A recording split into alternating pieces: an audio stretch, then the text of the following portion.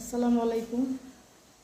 কী অবস্থা সবার? আশা করি সবাই ভালো আছেন। তো দোয়া করি সবাই ভালো থাকবে। আজকে সেহরিতে অনেক মজার একটা জিনিস আমার লেগে রান্না করতেছি। যেহেতু ভাত বসাই দিছি, এই জায়গায় হলে ম্যাডামগুলোকে মুরগি বুনা করছি।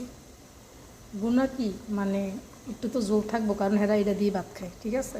এই কারণে আর কি একবারে বুনা বুনা করতে পারি না। তরকারি হলো আমার এইটা একদম নতুন একটা তরকারি, অনেক বছর পরে খাইতেছি আর কি। হেরা 8-10 বছর পরে খাইতেছি। তো ভাববেন যে কি 8-10 বছর পরে খাইতেছে, এগুলো সিম মানে উস্সি কয় আমাকে বাংলাদেশে। আমি উস্সি করি, সিম করলে জানি নিজের কেমন কেমন লাগে, এই কারণে তো উস্সি দিয়া টমাটো দিয়ে আলু দিয়া। ম্যাডামেরা কালকে আমাকে কিছু কাঁচা বাজার শেষ হয়ে গেছিলো, বাজারে গেছিলো। তারপর আইতে গেলা কইছি যে ম্যাডাম আমার লাগে বাংলাদেশে উস্সি পাইলে বা সিম এগুলো পাইলে নিয়ে আইসেন।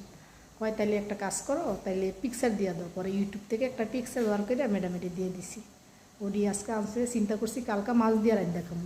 চিন্তা করি খাইতে মন চাইছে, মাছ এখন বার করলে মনে করেন ভিজবো না, কারণ সময় নেই।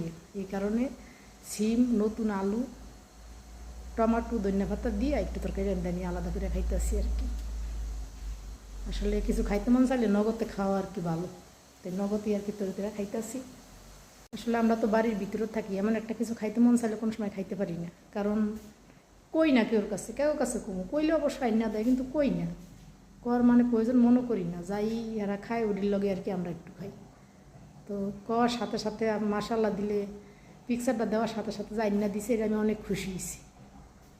তো ওডি আর কি ডিফে রেখে দিলাম বাচ্চা, আর কয়টা আবার এখন মনে করেন আমি রান্না করে খাইতেছি। তো এই আর কি অবস্থা। ভালো থাকবেন সবাই। তো আমার তরকারি অলরেডি হয়ে গেছে, এখন ভাতটা ওইলি কটা খাইলাম আর কি। নতুন সিম, নতুন আলু, টমেটো, সব কিছু নতুন, আলহামদুলিল্লাহ।